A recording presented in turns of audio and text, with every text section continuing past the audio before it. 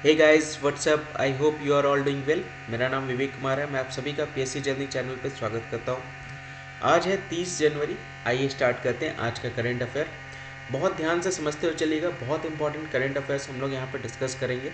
और जितने भी लोग नए हैं चैनल को लाइक और सब्सक्राइब जरूर कर लीजिएगा ताकि टाइमली नोटिफिकेशन आपके पास पहुँच जाए।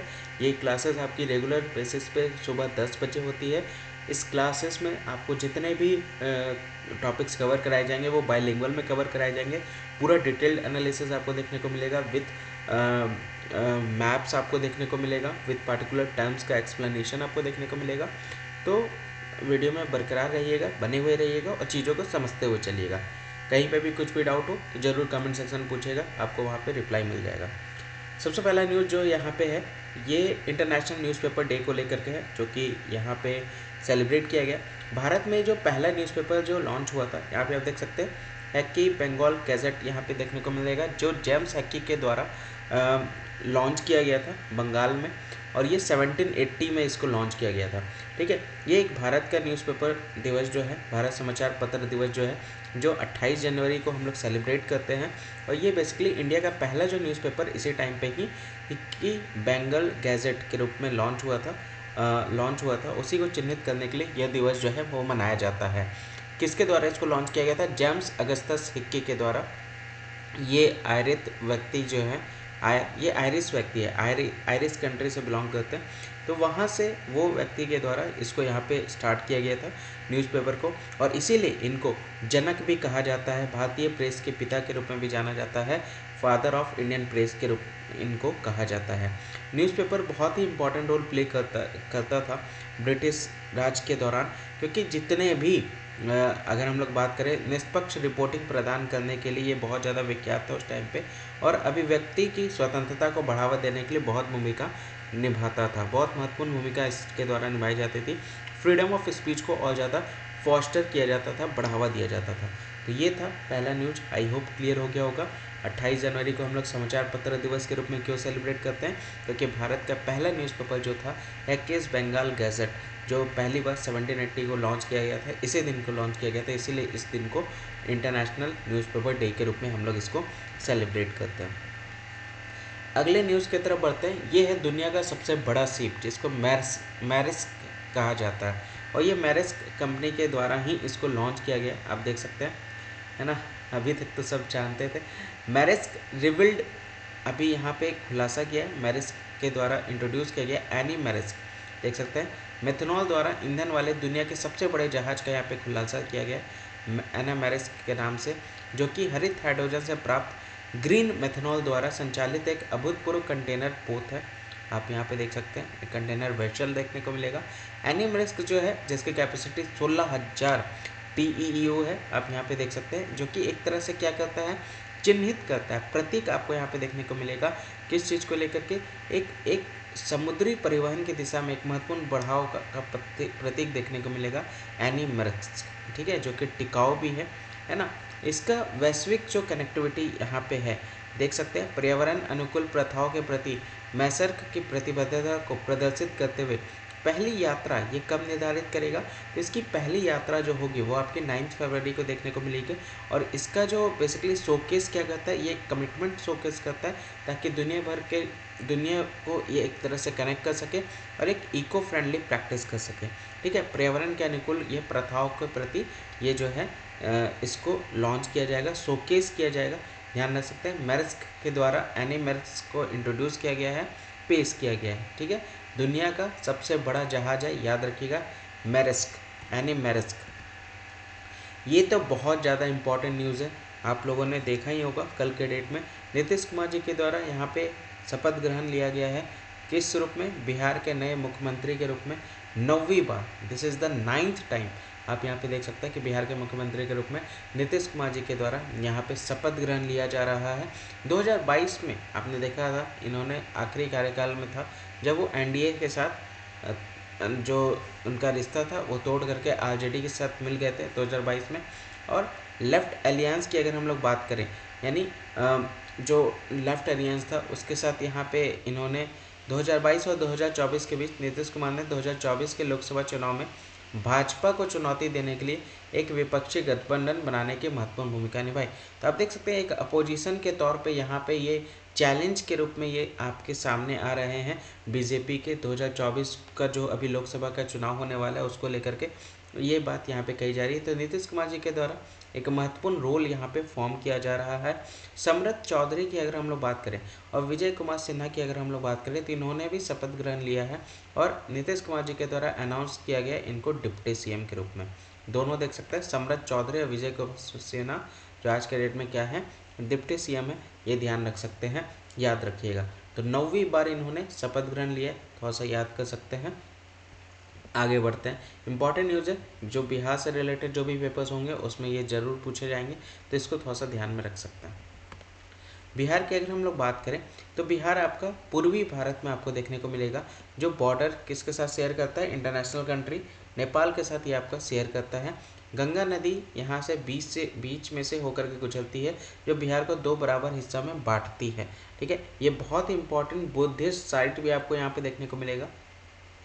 ठीक है, बुद्धिस्ट साइट आपको यहाँ पे देखने को मिलेगा बोध गया, जो बहुत ही ज़्यादा टूरिस्ट स्पॉट यहाँ पे है, जो दुनिया भर के लोग जो है वो यहाँ पे आते हैं, यहाँ पे बोध गया आते हैं महाबोधि टेम्पल विजिट करने के लिए। ठीक है, और ये वही कैपिटल, इसका कैपिटल आप देख सकते हैं, बिहार का कैपिटल पटना है। महावीर मंदिर आपको यहाँ पे देखने को मिलेगा, हिंदू लोग का सिख वर्शिप यहाँ पे आपको देखने को मिलेगा।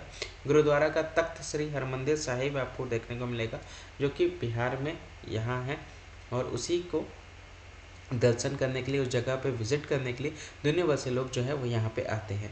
कैपिटल पटना है, देख सकते हैं। 38 डिस्ट्रिक्ट है, याद रखिएगा डिस्ट्रिक्ट कितना है, 38 है। ये क्वेश्चन पूछा जाता है नेपाल के साथ कितना बॉर्डर शेयर किया गया है, बिहार के बीपीएससी पेपर में इस तरह के क्वेश्चन आ रखे हैं। तो आप देख सकते हैं यहाँ पे ये सारे राज्य जो हैं वो बॉर्डर टच कर रहा है।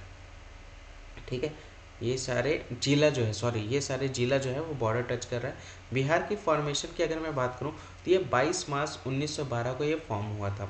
ठीक है, और यहाँ पे देख सकते हैं स्टेट फ्लावर जो है वो मैरीगोल्ड है, स्टेट फ्रूट की बात करें तो आम है। तो ये फैक्चुअल इन्फॉर्मेशन है, याद रखिएगा, बिहार से रिलेटेड है। आगे बढ़ते हैं, अगला आप यहाँ पे देख सकते हैं चिल्का बट फेस्टिवल यहाँ पे सेलिब्रेट किया जा रहा है। चिल्का बट फेस्टिवल कहाँ पे सेलिब्रेट किया जा रहा है, तो ये उड़ीसा में सेलिब्रेट किया जा रहा है, याद रख सकते हैं। उड़ीसा में मतलब जो पक्षी से प्रेमी जो लोग हैं वो दुनिया भर से, मतलब जो भारत के कोने कोने में जो पक्षी से जो प्रेम करते हैं, पक्षी प्रेमियाँ जो लोग हैं, 52 लोग जो है वो इसमें भाग लिए थे। 3 दिन का प्रोग्राम है जो कि 29 तक ये चला है, देख सकते हैं। यह उत्सव जो है वो मनोरम फोटो प्रदर्शनी के साथ शुरू होता है, यानी फोटो एग्जीबिशन के साथ ये बेसिकली फेस्टिवल जो है वो शुरू होता है, और प्रॉमिस किया जाता है कि इसको एक प्रोमेटिंग बर्डिंग हब बनाएंगे। उड़ीसा की बात यहाँ पे कही जा रही है, जहाँ पे लोगों के द्वारा क्या प्रॉमिस किया जा रहा है कि इसको एक बर्डिंग हब के रूप में निर्माण करने को लेकर के कही जा रही है। बर्डिंग एक्सकर्सन टू मंगला जोड़ी और नलबना, यहाँ पे आप देख सकते हैं 2 दिनों में ये पक्षी दर्शन यात्रा निर्धारित है, जिसे एशिया का पक्षी का स्वर्ग कहा जाता है। बर्ड्स पैराडाइज ऑफ एशिया को लेकर के बात कही जा रही है। यहाँ पे मंगला जोड़ी नलबना को यहाँ पे शेड्यूल किया गया है 2 दिनों के लिए, यहाँ पे as a birds paradise of Asia को लेकर के इनको कहा गया है। ठीक है, तो ये ध्यान रखिएगा। चिल्का का बर्ड फेस्टिवल कहाँ पे सेलिब्रेट किया गया है, तो चौथा ये फेस्टिवल सेलिब्रेट किया गया, और ये उड़ीसा में सेलिब्रेट किया गया है। उन्हीं के द्वारा, उड़ीसा के मुख्यमंत्री के द्वारा इसको इनाग्रेट किया गया है। आइए हम लोग बात करते हैं, ये आप उड़ीसा का मैप आप यहाँ पे देख सकते हैं, छत्तीसगढ़ के साथ बाउंड्री टच कर रहा है, आंध्र प्रदेश के साथ बाउंड्री टच कर रहा है, झारखंड ऊपर में है, और इधर वेस्ट बंगाल के साथ बाउंड्री टच कर रहा है। भुवनेश्वर आप यहाँ पे देख सकते हैं, पुरी देखने को मिलेगा, जगन्नाथपुरी जो कि बहुत ज़्यादा प्रसिद्ध स्थल है। ठीक है, उड़ीसा की अगर हम लोग बात करें तो पहले ये उड़ीसा के नाम से जाना जाता था, पश्चिमी भारत इस राज्य में ये आपका स्थित है, बंगाल की खाड़ी में आपको ये देखने को मिलेगा। ठीक है, इसका भुवनेश्वर जो है यहाँ पे बहुत सारे हजार सैकड़ों यहाँ पे मंदिर देखने को मिलेगा, जो कि मुक्तेश्वर से कार्व होकर बनाया गया है। लिंगराज टेम्पल कॉम्प्लेक्स भी आपको यहीं पे देखने को मिलेगा, जो कि 11वीं सेंचुरी का है। यहाँ पे बिंदु सागर झील भी आपको देखने को मिलेगा। तो बहुत सारे स्टेट म्यूजियम भी हैं यहाँ पे जो बहुत ज़्यादा प्रसिद्ध। कैपिटल भुवनेश्वर है, नवीन पटनायक याद रखिएगा यहाँ के मुख्यमंत्री हैं। स्टेट बर्ड की बात करें तो इंडियन रोलर यहाँ पे देख सकते हैं, कुल 30 डिस्ट्रिक्ट है। बिहार में कुल कितने हैं? 38 है। यहाँ पे कुल कितने हैं? 30 है। स्टेट फ्लावर की बात करें तो अशोका है, और हाई कोर्ट की बात करें तो ये उड़ीसा हाई कोर्ट आपको यहाँ पे देखने को मिलेगा। ठीक है, तो ये सारे प्रसिद्ध स्थल आप देख सकते हैं उड़ीसा में आपको देखने को मिलेगा, और इसी के लिए उड़ीसा जो है वो विख्यात है। इसको तो कितना डिटेल में मैंने कल INA की क्लास में बताया है। अगर आप लोगों ने कल वाला वीडियो नहीं देखा है तो जा करके देख लीजिएगा। बहुत डिटेल में मैंने इस टॉपिक को कवर कराया है। डायमंड जुबली के बारे में बात कही जा रही है, और यहाँ पे मोदी जी के द्वारा इसको अटेंड किया गया। सुप्रीम कोर्ट ऑफ इंडिया की बात यहाँ पे कही जा रही है। ठीक है, तो यहाँ पे 75वें जो साल का जो हम लोग यहाँ पे सेलिब्रेट करें, 75वें वर्ष का प्रतीक माना जाता है, और ये PM मोदी के द्वारा इसको लॉन्च किया गया है। इसको डिजिटली इसको लॉन्च किया गया है। इसके इनिशिएटिव को लेकर के यहाँ पे डिजिटल कोड भी यहाँ पे देखने को मिलेगा, और नया वेबसाइट भी लॉन्च किया गया है मोदी जी के द्वारा। ठीक है, केंद्रीय सूचना और प्रौद्योगिकी पहल की ये शुरुआत कही गई है। ठीक है, इसके साथ साथ यहाँ पे इस जो रिपोर्ट भी यहाँ पे लॉन्च किया गया है। जो डिजिटल सुप्रीम कोर्ट रिपोर्ट है, 1950 से सुप्रीम कोर्ट के फैसलों तक मुफ्त और इलेक्ट्रॉनिक पहुँचाने की बात कही जा रही है। ठीक है, देख सकते हैं 1950 से, कल इसको बहुत डिटेल में हम लोगों ने पढ़ा है कि जितने भी चीज़ें होंगी, सुप्रीम कोर्ट का जजमेंट होगा, वो सब आपका रिपोर्ट्स में मेंशन होना चाहिए, और ये सब को इलेक्ट्रॉनिक एक्सेस यानी फ्री पोर्टल, मतलब पोर्टल में फ्रीली अवेलेबल होना चाहिए, ताकि कोई भी इसको देख सके। जजमेंट 1950 की बात की कही जा रही है। 2.0 की अगर हम लोग बात करें तो ये जितने भी रिकॉर्ड्स आपको देखने को मिलेंगे कोर्ट के, उसको क्या करेगा, ये अवेलेबल करेगा इलेक्ट्रॉनिक वे में डिस्ट्रिक्ट कोर्ट के जज के सामने। ठीक है, तो ये डिस्ट्रिक्ट कोर्ट 2.0 की बात कही जा रही है, मतलब सारी चीज़ें डिजिटली करने की बात यहाँ पे कही जा रही है। फोकस पूरा आपका डिजिटली देखने को मिलेगा, और जो जितने भी लोग हैं, जितने भी जजमेंट हुए हैं 1950 के बाद से, वो सभी आपके यहाँ पे फ्रीली सबके लिए एक्सेसिबल होंगे। ये यहाँ पे इसको लेकर के बात कही जा रही है। ठीक है, आई होप क्लियर हो गया होगा। नहीं क्लियर हुआ होगा तो कल वाला लेक्चर जरूर देख लीजिएगा, पूरा डिटेल में मैंने वहाँ पे उसको कवर किया है, तो उसको थोड़ा सा कवर देख सकते हैं। ये भी मैंने कल के INA में इसको बहुत डिटेल में हम लोगों ने कवर किया है। AISHE की रिपोर्ट, यहाँ पे AISHE के द्वारा रिपोर्ट जारी किया गया, जहाँ पे लास्ट 8 वर्षों की अगर हम लोग बात करें तो उसमें महिलाओं की जो संख्या है उच्च शिक्षा में, हायर स्टडीज़ में, वो ज़्यादा देखने को मिलेगा। उसी के बारे में, उसी रिपोर्ट से रिलेटेड ये आपका न्यूज़ है। ठीक है, तो यहाँ पे 2021-22 का यहाँ पे रिपोर्ट यहाँ पे जारी किया गया। यहाँ पे साफ कहा जा रहा है कि जो महिलाओं का जो नामांकन का जो रेशियो है वो बढ़ करके, पहले जो था 2014-15 में 1.57 करोड़ महिलाएं जो थी वो हायर एजुकेशन में अप्लाई करती थी, लेकिन आज के डेट में 21-22 की अगर हम लोग बात करें तो उसमें 2.7 करोड़ देखने को मिलेगा महिलाएं, जो बढ़ करके हो गई हैं। यानी टोटल इनरोलमेंट अगर आप देख सकते हैं हायर एजुकेशन में, तो वो बढ़ करके 21-22 में 4.33 करोड़ हो गया है। पहले ये 4.14 करोड़ हुआ करता था। तो ये सारी रिपोर्ट्स में सारी चीज़ें मेंशन है, इसमें बताई गई हैं। मिनॉरिटी स्टूडेंट की अगर मैं नामांकन की बात करूँ तो वो भी बढ़ गया है 30.1 लाख से, अब वो बढ़ कर 30.1 लाख बेसिकली अब हो गया है।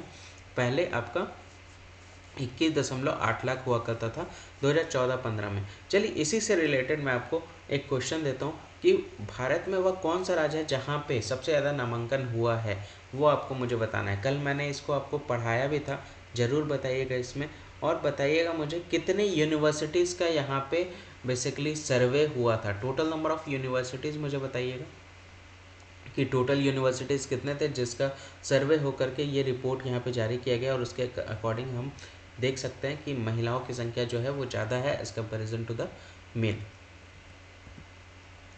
अगला जो न्यूज़ है वो ईरान से रिलेटेड है। ईरान ने 3 यहाँ पे सैटेलाइट लॉन्च किए हैं, उसी से रिलेटेड है। बैलिस्टिक मिसाइल्स यहाँ पे आप देख सकते हैं, 3 सैटेलाइट यहाँ पे लॉन्च किया है, मादा, कयाहान 2 एंड हातिफ 1। ये 3 सक्सेसफुली लॉन्च कर दिया गया ईरान के तरफ से, और ये बेसिकली जो लॉन्च है ये बहुत बड़ा अचीवमेंट देखने को मिलेगा ईरान के स्पेस प्रोग्राम की अगर हम लोग बात करें तो। ये बेसिकली अगर मैं बात करूँ तो सीमॉर्ग रॉकेट का यहाँ पे उपयोग किया गया। ठीक है, US के तरफ से यहाँ पे अमेरिका ने बैलिस्टिक मिसाइल विकास पर संभावित प्रभाव का हवाला देते हुए ईरान के उपग्रह प्रक्षेपण पर चिंता व्यक्त किया है। देख सकते हैं यहाँ पे कंसर्न यहाँ पे एक्सप्रेस किया जा रहा है यूएस की तरफ से। ईरान का जो सैटेलाइट लॉन्च करने का जो प्रोसेस था, जिन्होंने सैटेलाइट लॉन्च किया, अब उस चीज़ को लेकर के कंसर्न व्यक्त कर रहा है यूएस। बता रहा है कि बैलिस्टिक मिसाइल डेवलपमेंट के लिए आपको थोड़ा सा चिंता व्यक्त करना पड़ेगा, थोड़ा सा मतलब वेट करना पड़ेगा। प्रक्षेपण पर चिंता इनके द्वारा व्यक्त किया गया है। ठीक है, तो ईरान की अगर हम लोग बात करें तो ईरान आप यहाँ पे देख सकते हैं, इसको पहले पर्सिया भी कहा जाता था। ये एक इस्लामिक रिपब्लिक ऑफ ईरान के नाम से जाना जाता है। तो ऑफिशियल नेम क्या है? रिपब्लिक ऑफ ईरान देख सकते हैं। ये बॉर्डर किसके साथ करता है? इराक देख सकते हैं, सऊदी अरेबिया देख सकते हैं, पाकिस्तान देख सकते हैं, अफगानिस्तान देख सकते हैं, तुर्कमेनिस्तान देख सकते हैं। तो ये सारे बॉर्डर है। यहाँ पे कैस्पियन सी आपको देखने को मिलेगा, यहाँ पे पर्शियन गल्फ देखने को मिलेगा, यहाँ गल्फ ऑफ ओमान देखने को मिलेगा। कैपिटल इसका तेहरान आप यहाँ पे देख सकते हैं, तेहरान है। और यहाँ के राष्ट्रपति जो है वो इब्राहिम राइजी हैं। तेहरान यहाँ पे देख सकते हैं, इब्राहिम राइजी हैं।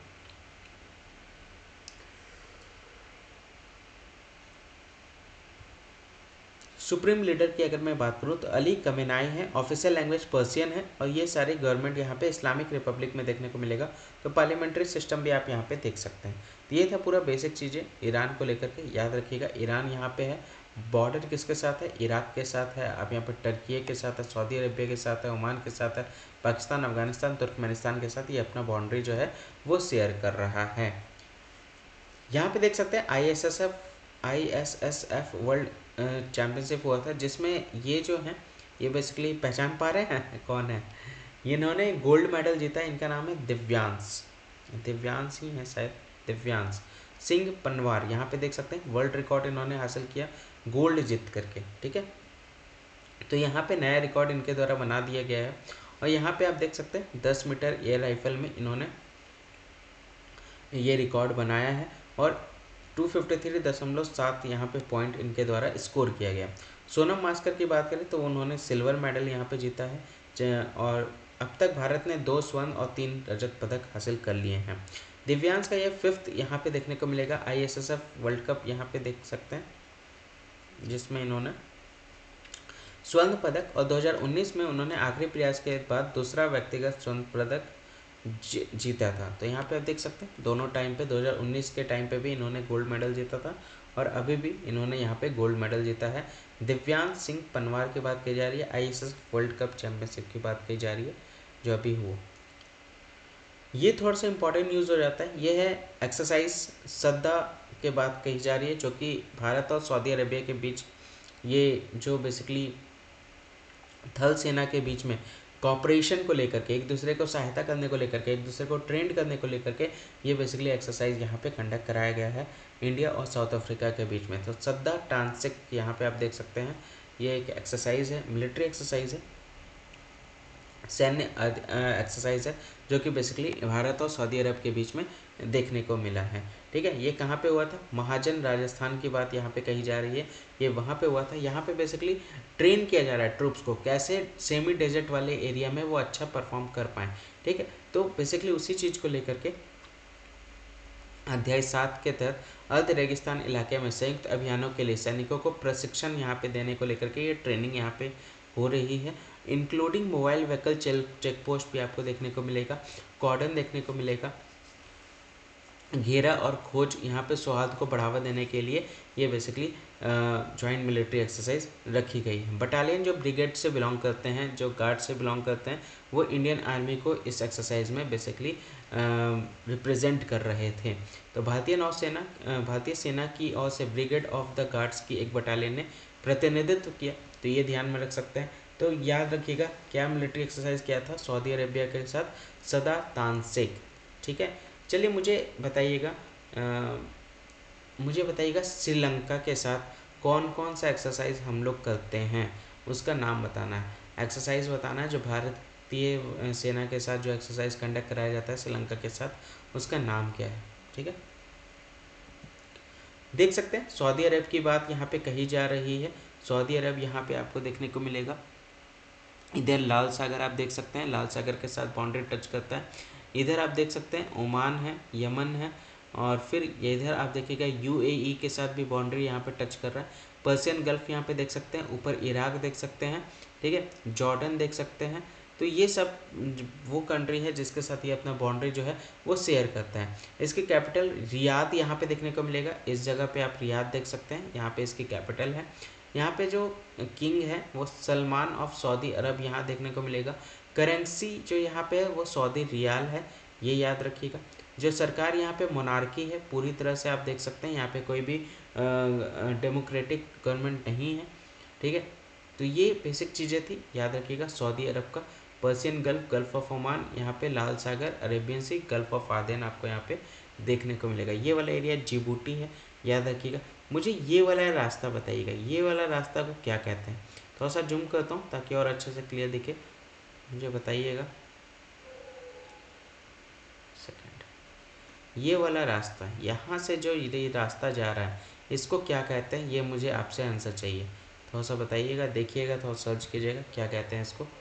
मैप से क्वेश्चंस तो मेरे यहाँ बहुत रहेंगे, मेरे क्लासेस में क्वेश्चन देखिए मैं क्यों पूछता हूँ, इसी बहाने आप चीज़ें सर्च कीजिएगा। और चीज़ें अगर आप सर्च कर रहे हैं खुद से तो आपको लंबे समय तक याद रहेगा। वीडियो पसंद आ रहा है, चीज़ें समझ में आ रही है, करंट अफेयर क्लियर हो रहा है, तो लाइक क्यों नहीं कर रहे हो भाई।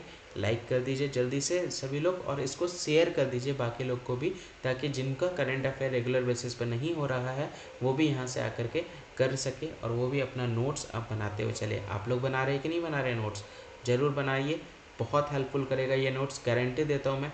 आप लोगों को बहुत सारे क्वेश्चंस आपके अपकमिंग एग्जाम्स में यहाँ से आपको देखने को मिलेंगे, मेरे नोट्स से देखने को मिलेंगे। तो नोट्स बिल्कुल भी ऐसा मतलब ऐसा मत कीजिएगा कि नोट्स ना बनाए। दोनों क्लासेस की मैं बात कर रहा हूँ, चाहे वो सीए की क्लास हो या आईएनए की क्लास हो, नोट्स मुझे आप सभी लोगों के बने हुए चाहिए। तो ये थोड़ा सा इस पर वर्क कीजिएगा। तन्मय अग्रवाल, क्या बैटिंग इन्होंने करा है, देख सकते हैं 323 रन पे नाबाद। इन्होंने कितने लोगों का रिकॉर्ड तोड़ दिया, वीरेंद्र सहवाग का रिकॉर्ड इन्होंने तोड़ दिया। फिर ईशान किशन का सबसे ज़्यादा सिक्स मारने वाला जो रिकॉर्ड था, ईशान किशन का भी इसने रिकॉर्ड तोड़ दिया। तो देख सकते हैं यहाँ पे हैदराबाद के हैं जिन्होंने सबसे तेज़ ट्रिपल सेंचुरी इनके द्वारा बनाया गया है, और इन्होंने अनबीटन यानी 323 पे नॉट आउट यहाँ पे देखने को मिलेगा। सिर्फ 160 बॉल पे इन्होंने बनाया है, किसके अगेंस्ट में, अरुणाचल प्रदेश के अगेंस्ट में, किसमें, रणजी ट्रॉफी की बात कही जा रही है। वीरेंद्र सहवाग का रिकॉर्ड इन्होंने तोड़ दिया है सबसे ज़्यादा स्कोर का एक दिन में फर्स्ट क्लास क्रिकेट में। और ये बेसिकली बहुत अच्छी बात है कि किसी इंडियन का रिकॉर्ड जो है वो कोई इंडियन ही तोड़ रहा है, ठीक है। ईशान किशन का भी रिकॉर्ड तो था, वो सबसे ज़्यादा सिक्स मारने का था, वो भी इन्होंने यहाँ पे इस इनिंग्स में तोड़ दिया है। अब देख सकते हैं, तो सबसे टॉप पे आपको देखने को मिलेगा तन्मय अग्रवाल की बात यहाँ पे कही जा रही है, सबसे तेज ट्रिपल सेंचुरी इन्होंने रणजी ट्रॉफी में बनाई है। अगले न्यूज़ की तरफ बढ़ते हैं। ये केरला से रिलेटेड न्यूज़ है, जो कि बेसिकली वहाँ पे फेस्टिवल सेलिब्रेट किया जा रहा है इंटरनेशनल लिटरेचर को लेकर के। कहाँ पे ये हो रहा है, ये बेसिकली हो रहा है त्रिशूर में। कहाँ हो रहा है, त्रिशूर में हो रहा है। देख सकते हैं अंतर्राष्ट्रीय साहित्य महोत्सव यहाँ पे सेलिब्रेट किया जा रहा है। इसका थीम जो है वो साहित्य, संस्कृति और प्रगति है, देख सकते हैं। इसको केरला साहित्य अकेडमी के द्वारा इसको आयोजन किया गया है, और इसमें केरला स्टेट कल्चरल डिपार्टमेंट के साथ इसको बेसिकली सहयोग के साथ इसको ऑर्गेनाइज किया गया है, ठीक है। यहाँ के जो चीफ मिनिस्टर है पिनरई विजयन के द्वारा ये वर्चुअली इनाग्रेट किया गया है, यहाँ पे उसका उद्घाटन किया गया इस इवेंट का, जो कि त्रिशूर में है। और ये बेसिकली वर्चुअली इनके द्वारा ऑर्गेनाइज किया इनाग्रेट किया गया था। 500 लेखक यहाँ पे आप देख सकते हैं जो पहुँचे हुए हैं, क्रिटिक्स पहुँचे हुए हैं, आलोचक पहुँचे हुए हैं, कार्यकर्ता पहुँचे हुए हैं, और 100 और ये ODD आपको देखने को मिलेगा। सत्रों में जो बेसिकली जो भाग लेते हैं वो बेसिकली यहाँ पे 100 ODD सेशंस आपको देखने को मिलेगा इस इवेंट में, 500 राइटर्स के साथ। यहाँ पे ये बेसिकली फेस्टिवल जो है वो केरल में कमेंस किया गया, शुरू किया गया, त्रिशूर में शुरू किया गया, ये ध्यान रखिएगा। इसका थीम बहुत इंपॉर्टेंट है, याद रख सकते हैं, साहित्य, संस्कृति और प्रगति की बात यहाँ पे कही जा रही है। त्रिशूर कहाँ पे पड़ता है, थोड़ा सा मैं अगर आपको केरला बताऊँ, ये भारत का मैप है, यहाँ पे इस वाले हिस्सा में केरला जो लोकेशन है वो आपका स्थित है। अगर मैं इस जूम में करके देखूं तो यहाँ पे आप देख सकते हैं त्रिशूर यहाँ पे देखने को मिलेगा, ये बेसिकली ऑर्गेनाइज किया गया है। केरला की बात करें तो ये मलाबार कोस्ट के पास आपको देखने को मिलेगा। कैपिटल इसका तिरुवनंतपुरम है। मसालों के लिए बहुत ज़्यादा फेमस है ये राज्य, जो कि पश्चिमी घाट के पास मिलता है। चलिए मुझे एक और बताइएगा, पश्चिमी घाट और पूर्वी घाट दोनों जहाँ पे मिलते हैं उस जगह का नाम बताइएगा।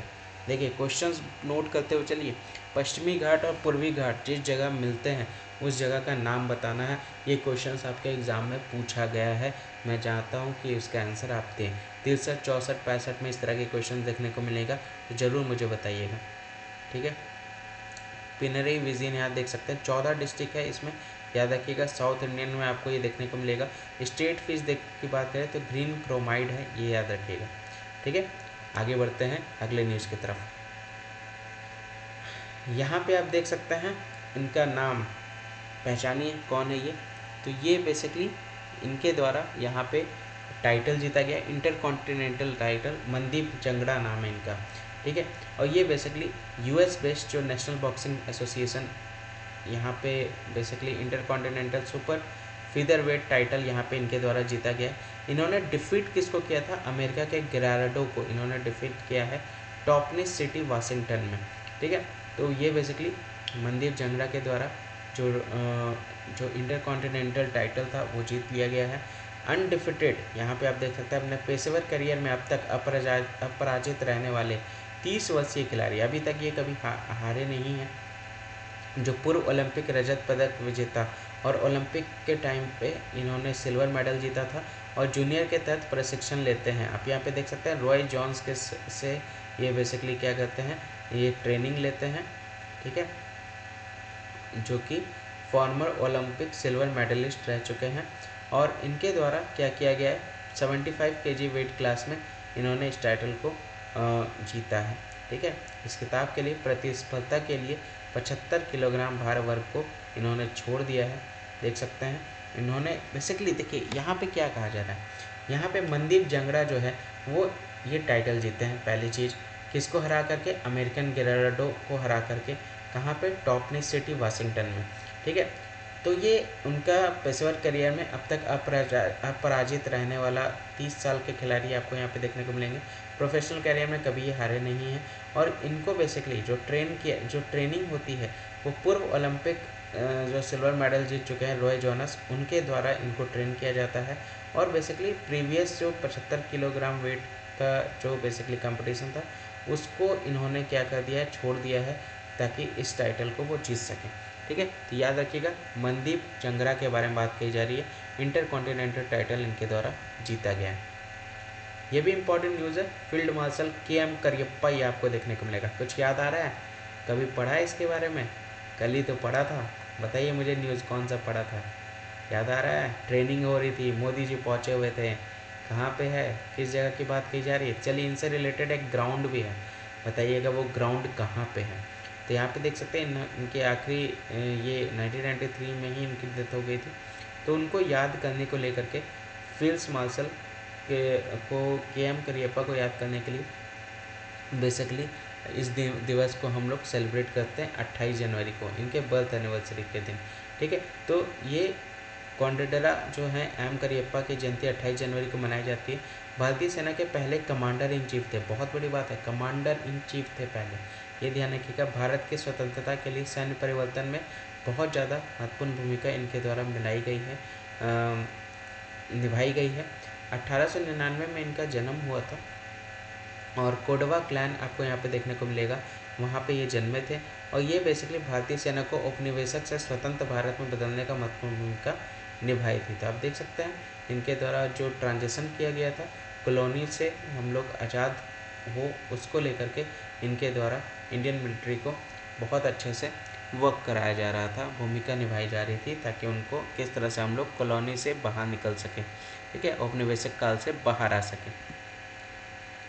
यहाँ पे आप देख सकते हैं यहाँ पे इमरजेंसी रिलीफ यहाँ पे प्रोवाइड किया जा रहा है भारत की तरफ से, है ना। और ये प्रोवाइड किया जा रहा है पेपुआ गिना को, ठीक है, पेपुआ न्यू गिना को। यहाँ पे 1 मिलियन इमरजेंसी रिलीफ यहाँ पे प्रोवाइड की जा रही है डॉलर की। यहाँ पे $1 मिलियन को डिस्पैच कर दिया गया है यहाँ पे पेपुआ न्यू गिना में। वहाँ पे बहुत बड़ा वॉल्केनिक इरप्शन हुआ था, ठीक है, और उसी चीज़ को लेकर के ज्वालामुखी जो विस्फोट हुआ था वहाँ पे बहुत चीज़ें क्षतिग्रस्त हुई है, तो उस चीज़ को लेकर के यहाँ से सपोर्ट दिया जा रहा है। जो कंसाइनमेंट थे ऑस्ट्रेलिया वायुसेना के द्वारा 11 टन का जो आपदा राहत सामग्री था उसको बेसिकली क्या कर दिया, और 6 टन चिकित्सा सहायता सहित राहत जो मटेरियल था उसको बेसिकली एयरलिफ्ट कर लिया गया, हवाई मार्ग से इसको भेजा गया। देख सकते हैं 11 टन डिजास्टर रिलीफ मटेरियल और 6 टन मेडिकल एड, ये आपको हवाई यात्रा के से इसको भेजा गया है। उलवाओं वोल्केनो इरप्शन देखने को मिलेगा। 20 नवंबर को उलवाओं ज्वालामुखी विस्फोट ने हज़ारों लोगों को निकालने के लिए प्रेरित कर दिया। देख सकते हैं इवैक्यूएट कर दिया हज़ारों लोगों को, और वर्षों में इसका पहला महत्वपूर्ण विस्फोट देखने को मिला है।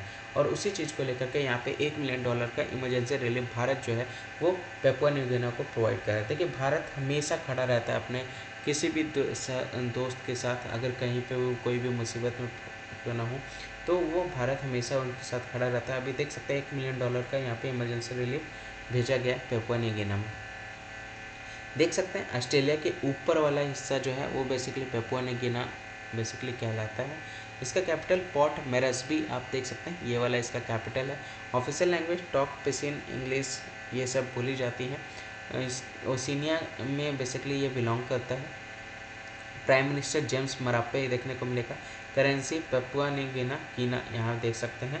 तो ये कुछ बेसिक नॉलेज इन्फॉर्मेशन थी, आई होप आपको क्लियर हुआ होगा। वीडियो समझ में आ रहा है, करंट अफेयर न्यूज़ सभी को क्लियर हो रही है तो एक बार थम्स अप कर दीजिए और एक बार शेयर कर दीजिए। ये नागालैंड से रिलेटेड न्यूज़ है। ऑरेंज का यहाँ पे फेस्टिवल यहाँ पे सेलिब्रेट किया गया। 4th रोसोमा ऑरेंज फेस्टिवल 2024 का यहाँ सेलिब्रेट किया गया यहाँ के मुख्यमंत्री के द्वारा। यहाँ पे आप देख सकते हैं चौथा एडिशन यहाँ पे देखने को मिलेगा। 24 जनवरी को यहाँ पे कोहिमा में इसको शुरू किया गया रोसामा गाँव में, और यहाँ पे एक बेसिकली क्षेत्र को प्रसिद्ध संतरे का जश्न यहाँ पे मनाया गया। लाइव संगीत देख सकते हैं, पाक कलर शोक्स देख सकते हैं, आर्ट एग्जीबिशन देख सकते हैं। एक्टिविस्ट यहाँ पे पूरी तरह से सेंटर्ड होते हैं अपने प्रदर्शन करने को लेकर के, शोकेस करने को लेकर के। यहाँ पे जो नारंगी उत्पादों के प्रदर्शन पर भी केंद्रित गतिविधियाँ शामिल हैं। हॉर्टिकल्चर की बात की जा रही है, बागवानी की बात की जा रही है, या महिला संस्थान विकास मंत्री की बात की जा रही है जो सोलोहुतो नाव क्रूज ने महोत्सव का उद्घाटन किया। तो वुमेन रिसोर्स डेवलपमेंट मिनिस्टर जो है उनके द्वारा इस फेस्टिवल को स्टार्ट किया गया। कहाँ मनाया गया है? ये नागालैंड में मनाया गया है। क्या मनाया है? ये रोसोमा ऑरेंज फेस्टिवल की बात की जा रही है। 2024 में इसको सेलिब्रेट किया गया कोहिमा में। याद रखिए कोहिमा कहाँ है, तो ये असम का कैपिटल आपको यहाँ पे देखने को मिलेगा कोहिमा। किसके साथ बाउंड्री शेयर करता है? मणिपुर के साथ शेयर करता है, असम के साथ शेयर करता है, अरुणाचल प्रदेश के साथ शेयर करता है, और म्यांमार के साथ शेयर करता है। ठीक है, पहाड़ी राज्य देखने को मिलेगा, म्यांमार के साथ बाउंड्री ये शेयर करता है। सबसे बड़ा सिटी आप देख सकते हैं कोहिमा देखने को मिलेगा, जो कि बहुत ज़्यादा सफ़र किया था World War II के टाइम पे। और यहाँ पे बेसिकली स्टेट म्यूजियम है जहाँ पे बहुत सारे पुराने वेपन्स वगैरह अभी भी रखे हुए हैं। टोटल डिस्ट्रिक्ट जिला जो है वो 16 है। असम का ही पार्ट था, असम से ही अलग होकर के ये नागालैंड बना है। और यहाँ पे स्टेट बर्ड जो है ब्लिथ ट्रैगोपन यहाँ देखने को मिलेगा। स्टेट फ्लावर रोडोडेंड्रॉन यहाँ पे आप देख सकते हैं। तो कोहिमा याद रखिएगा, इसी जगह पे ये उत्सव जो है वो आयोजित किया गया है, ये आप ध्यान रख सकते हैं। ये जो न्यूज़ है वो बेसिकली वेस्ट अफ्रीका का है। अफ्रीका में जो नाइजर, माली और बुर्किना फासो जो है इन्होंने इकोवास जो संघ था उससे अलग होने का निर्णय ले लिया है, और इसको अलग हो भी गए, छोड़ दिए। यहाँ पे आप देख सकते हैं ऑस्ट्रेलिया का जो इकोवास था, तो इन 3 देशों के द्वारा अनाउंस किया गया कि वो अब इकोवास यानी economic community of West African state में अब शामिल नहीं रहेंगे। उन्होंने वहाँ से अपने आप को हटा लिया है। तो ये बेसिकली 15 इकोवास क्या है, 15 देशों का यहाँ पे समिति देखने को मिलेगा। ठीक है, ताकि उन 15 देशों में कहीं पे भी कोई आपत्ति आए तो एक दूसरे की सपोर्ट करेंगे। तो यहाँ पे आप देख सकते हैं जुलाई में नाइजर, 2022 में बुर्किना फासो और 2020 में माली में सैन्य तख्तापलट होने के बाद ब्लॉक और 3 देशों के बीच संबंध तनावपूर्ण हो गए। तो यहाँ देख सकते हैं 3 टूर्नामेंट यहाँ पे देखने को मिला होगा 3 देशों के साथ, जहाँ पे 3 दिनों के बीच में तनावपूर्ण हो गए थे संबंध, यहाँ पे तख्तापलट होने के वजह से। इकोवास की बात करें तो ये बेसिकली इकोवास ने बातचीत से समाधान खोजने की प्रतिबद्धता व्यक्त करते हुए देशों से नागरिक शासन को लौटाने का आग्रह किया है, कमिट किया गया ताकि वो जल्द से जल्द फाइट कर सके नेगोशिएट सॉल्यूशन को लेकर के। रिक्वेस्ट भी किया गया कि सिविलियन लोग जितने लोग हैं जो रिटर्न आना चाहते हैं कंट्री को, तो वो लोग आ सकते हैं। ठीक है, तो यहाँ पे आप देख सकते हैं इकोवास की बात कही जा रही है। ये यहाँ पे यूनियन है, समूह है 15 देशों का। वेस्ट अफ्रीका में ये लोकेटेड है। फाउंडेड कहाँ पे, लागोस में देखने को मिलेगा। 28 मई 1975 को ये फॉर्म हुआ था नाइजीरिया में। हेडक्वार्टर इसका फेडरल कैपिटल टेरिटरी नाइजीरिया में है। फाउंडर जो है वो ट्रीटी ऑफ लागोस देखने को मिलेगा। ऑफिशियल लैंग्वेज इंग्लिश, फ्रांस और पोर्तुगीज़ यहाँ पे बोली जाती हैं। ठीक है, ये सारे 15 देश आपको यहाँ पे देखने को मिलेंगे वेस्ट अफ्रीका का, जो कि इकोवास के मेंबर थे। अभी यहाँ पे जो माली वगैरह है वह अब हट गया है, ये याद रखिएगा।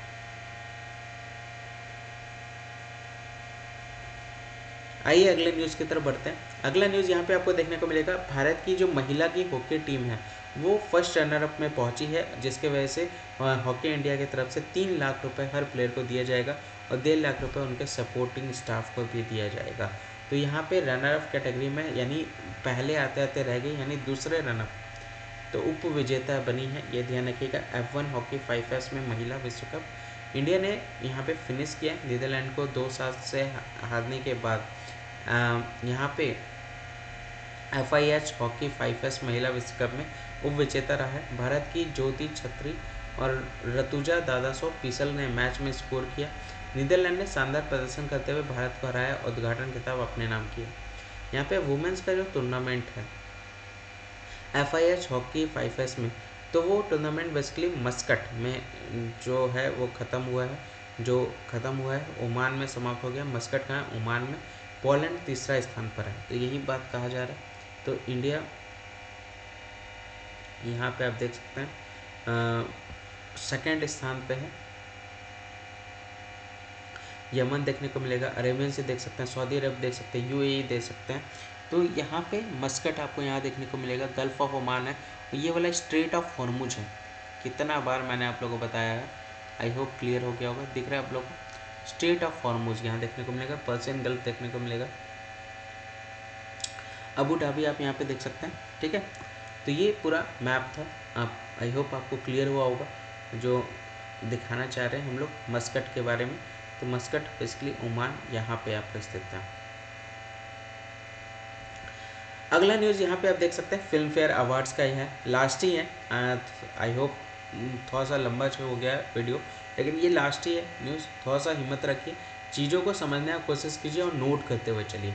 जितने लोग भी वीडियो देख रहे हैं, वीडियो को ज़्यादा से ज़्यादा शेयर कीजिए ताकि बाकी लोग भी ज्वाइन हो सके टाइमली और सारी चीज़ें वो भी कवर कर सकें। अवार्ड्स की बात कही जा रही है। फिल्म फेयर अवार्ड्स यहाँ पे बांटा गया, अनाउंस किया गया 69। ठीक है, बेस्ट फिल्म की बात करें तो 12th फेल। देखा है कि नहीं देखा है आप लोगों ने? नहीं देखा है तो एक बार ज़रूर देखिएगा। एस्पिरेंट्स की लाइफ से रिलेटेड न्यूज़ है, तो ऑब्वियस ही बात है, चाहता हूँ कि आप लोग भी इस मूवी को देखें। कितने लोग देखें इस मूवी को ज़रा बताइएगा मुझे कमेंट सेक्शन में, और कितने लोग नहीं देखें वो भी मुझे बताइएगा। बेस्ट फिल्म की बात करें तो जोराम यहाँ पे देखने को मिलेगा। क्रिटिक्स की बात करें तो, डायरेक्टर की बात करें विदु विनोद चोपड़ा है 12th फेल के। बेस्ट एक्टर की बात करें लीडिंग रोल में तो रणवीर कपूर देखने को मिलेगा एनिमल में। बेस्ट एक्टर क्रिटिक्स में देखा जाए तो विक्रांत मैसी है जो 12th फिल्म में है। Best actor leading role female की बात करें तो आलिया भट्ट है।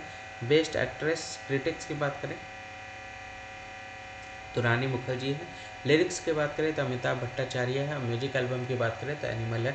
आप देख सकते हैं ये अनाउंस हो गया है 69 फिल्म फेयर अवार्ड 2024 का। तो ये पूरा याद रखिएगा, ये पूरा आपको पता होना चाहिए किसको पॉपुलर कैटेगरी में अवार्ड मिला है, किसको क्रिटिक्स कैटेगरी में अवार्ड मिला है, क्योंकि ये अपकमिंग एग्जाम्स में आपसे पूछे जाएंगे।